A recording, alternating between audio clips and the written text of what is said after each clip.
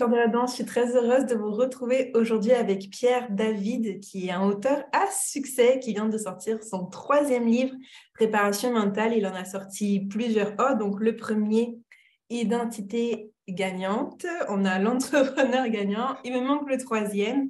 Il est surtout le fondateur de l'Académie de la haute performance. C'est possible que vous l'ayez déjà vu sur la chaîne parce qu'à l'époque, Pierre m'a interviewé moi, mais pour témoigner de l'efficacité de l'Académie, qui est vraiment un life changer. Je me suis permis de l'inviter parce que de plus en plus d'équipes en danse prennent conscience de l'importance de la préparation mentale, et je pense qu'il n'y a pas meilleure personne que carrément l'icône, en tout cas la personne la plus reconnue en France et en francophonie, que Pierre David, pour nous en parler. Merci Pierre pour les prochaines minutes que tu vas nous dédier. Félicitations pour ton nouveau livre. Merci Maïna, ça me fait plaisir d'être là aujourd'hui avec toi. J'aimerais beaucoup que tu nous expliques un petit peu en quoi tu as vu le changement entre un sportif qui n'est pas suivi mentalement et un autre. Pour rappel, tu as dans ton académie évidemment plusieurs champions de France, plusieurs médailles d'or, argent et bronze aux Jeux olympiques, Ouais. toutes disciplines confondues. Mais c'est sûr que moi, je veux apporter peut-être plus cette approche pour les danseurs qu'on ne perçoit pas souvent comme des athlètes alors qu'ils le sont. Donc, première chose, oui, entre un sportif qui a une préparation mentale et un sportif qui n'en a pas, quelles sont les différences que toi, tu as pu voir? Ouais, super question et j'aimerais ajouter entre ceux qui n'ont pas de préparation mentale, ceux qui ont de la préparation mentale classique et ceux qui ont la dépolarisation, il faut aller plus loin. Les gens qui n'ont pas de préparation mentale, alors attention, il y a vraiment deux types. Il y a les gens qui n'en ont pas besoin, tout simplement dans le sens où eux, c'est déjà fluide en fait, ils ne se posent pas de questions. Et il y a les autres qui, eux, n'en ont pas, mais qui se disent, en plus de ça, il faut que je fasse ça, je dois faire ça, mais je suis qui pour gagner? Est-ce que j'ai vraiment les moyens de réussir? Et donc, pour ceux qui se remettent beaucoup en question, là, c'est à ce moment où on a besoin de s'attaquer à l'état d'être parce qu'on voit qu'il y a des choses qui sont pas fluides, en fait. Vraiment, un champion dans sa tête, il se dit dès le début, mais moi, je vais être champion, c'est juste une question de temps. Et donc, c'est là où on a la préparation mentale qui entre en compte. Alors, avec plein d'outils, la préparation mentale classique comme la visualisation, l'auto-hypnose, qui sont déjà bien, puisque ça permet de comprendre comment fonctionne le cerveau.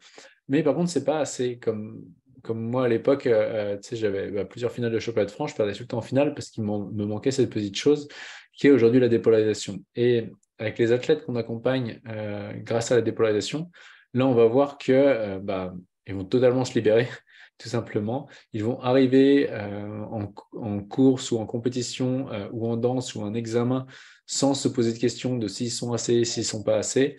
Et donc, je pense simplement que la différence entre un athlète qui n'a pas de préparation mentale et celui qu'on a, eh bien, c'est que celui qu'on a, il se pose pas de questions, en fait. Il est libéré du regard des autres, libéré de la peur de perdre.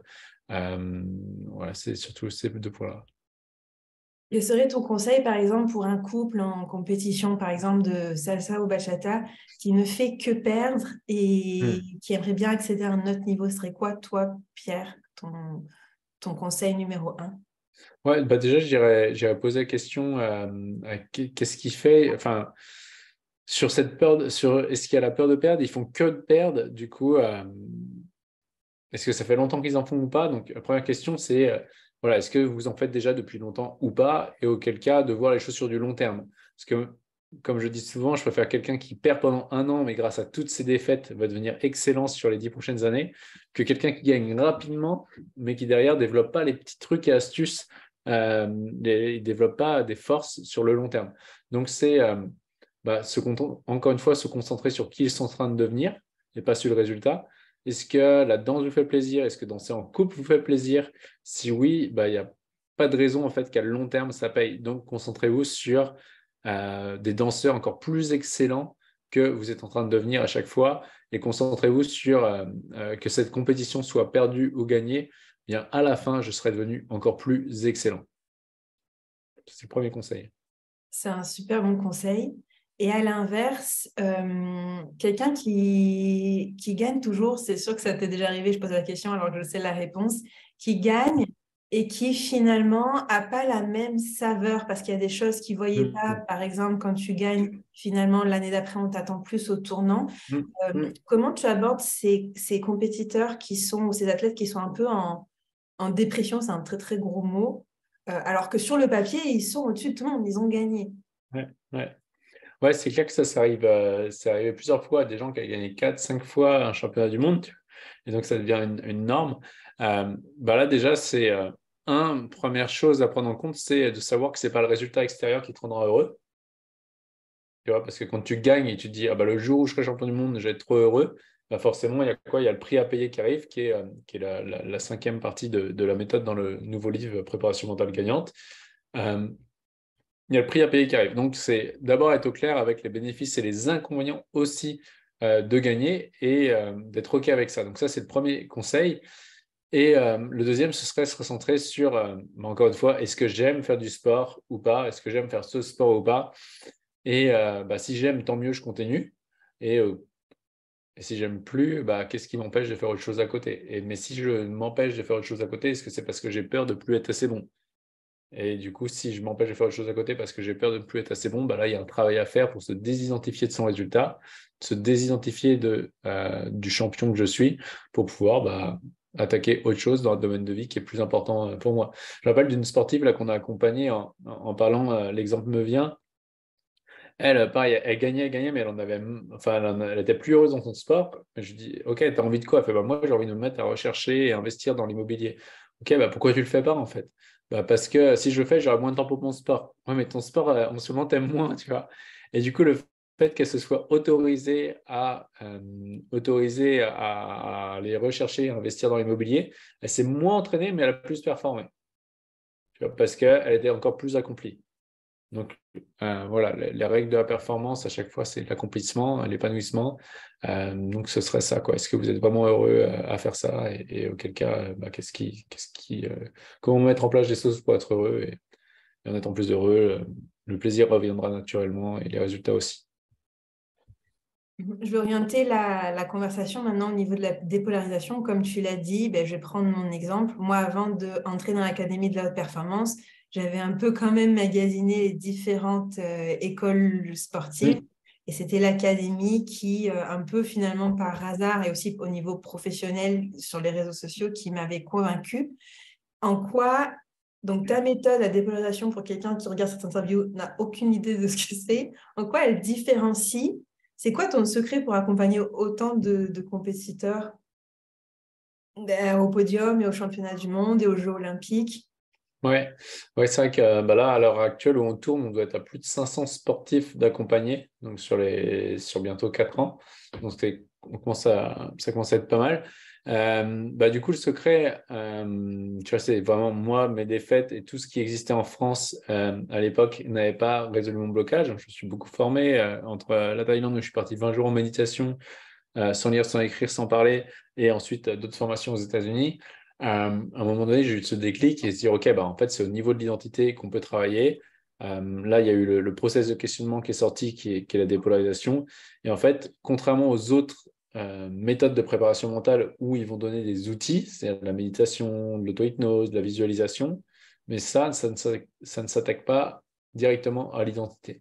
Et donc, la dépolarisation est vraiment ce qui permet un changement instantané d'identité, qui permet d'aller vraiment s'autoriser à être sur l'identité du champion. Et ensuite, il n'y a plus qu'à le devenir, quoi. Vraiment être, faire, avoir, qui est l'ordre naturel. Et c'est pas parce que j'ai quelque chose que je suis champion, mais c'est vraiment parce que je suis champion que je vais augmenter mes probabilités d'obtenir le résultat.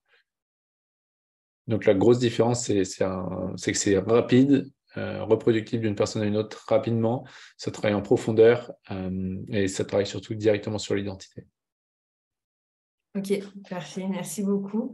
Est-ce qu'il y a quelque chose que tu aimerais rajouter par rapport à cette interview? Un conseil, dernier conseil pour nos danseurs? Le dernier conseil pour les danseurs. En fait, ouais, moi j'en ai un sûr, vu que la danse, c'est de la danse en duo. Il y a tout, il y a en Je équipe, en suppose. solo, en duo. Ok. Pour ceux qui sont en équipe, pour ceux qui sont en duo ou en équipe, c'est s'habituer à faire des dépolarisations sur son partenaire ou ses partenaires puisque dès qu'il y a un jugement où j'aimerais que l'autre danse comme ça et j'aimerais qu'il soit plus comme ceci, du coup, ça va créer une friction d'un point de vue inconscient qui va nous empêcher d'être dans le flow. Alors qu'en dépolarisant ses partenaires, eh bien, ça va permettre cette fluidité et justement cette danse harmonieuse et de mettre moins d'interférences entre les partenaires. Ça pourrait être intéressant aussi à faire au niveau des jurys, parce que pour n'importe quelle discipline, il y a souvent des on-dit et du favoritisme, parce que souvent les jurys sont aussi élèves et directeurs eux-mêmes d'école avec leurs athlètes à noter. Ça pourrait être super intéressant à noter, parce que j'entends beaucoup d'athlètes qui alors victimisent n'est pas le bon mot, mais se laissent submerger par leurs émotions quand ils voient un juge qui fait partie d'une telle ou telle école. En effet, la dépolarisation pour ceux qui font partie de l'académie pourrait être intéressant. J'ai une dernière question parce que j'ai beaucoup de parents qui me suivent. À partir de quel âge on peut faire la dépolarisation et comment on accompagne un tout petit, donc de 5 ans à 10 ans au niveau préparation mentale? Ouais, alors nous, 5 ans, on ne fait pas. Les jeunes de 5 ans, on prend des jeunes à 10, 11 ans. On a notre programme d'EpoKid. On accompagne de manière vraiment différente que les adultes. Les adultes, on espace, il y a le programme Identité gagnante, celui que tu as fait. Donc, il y a tout le programme vidéo avec les séances individuelles et en plus les coaching groupe collectifs. Pour les jeunes qui ont entre 11 et 15 ans, on a le programme d'EpoKid qui est lui un peu plus espacé parce que les enfants sont assez malléables et du coup, on va être sur plus des séances de 30 minutes, espacées de 2 semaines. Donc, on travaille légèrement différemment, même si le process est le même. Par contre, les enfants apprennent hyper vite, dépolarisent hyper vite. Et donc, ça va vite avec les enfants. Par contre, pour garder ça sur du long terme, on préfère espacer les séances. Alors que pour un adulte, on sait qu'en 2 mois, c'est bon, c'est acquis, c'est sur du long terme. Pour un enfant, on met sur un peu plus de temps en général. Ok. Avec un programme vidéo aussi? Ouais, on a un petit programme vidéo pour les enfants. Ouais. Ah, c'est trop chou. Ok, parfait. Le temps. Merci beaucoup. Alors, la chaîne de Pierre sera évidemment, comme d'habitude, dans le lien en bio, son site web. N'hésitez pas à vous procurer les livres. Moi, les gens qui me suivent sur Instagram me disent « Mais tu lis que ce livre ou quoi ?» C'est vrai que je le vends beaucoup. Plaisir. N'hésitez pas à nous suivre et puis je vous dis hasta pronto. Ciao, ciao. Patrona del suelo mío, oye, vengo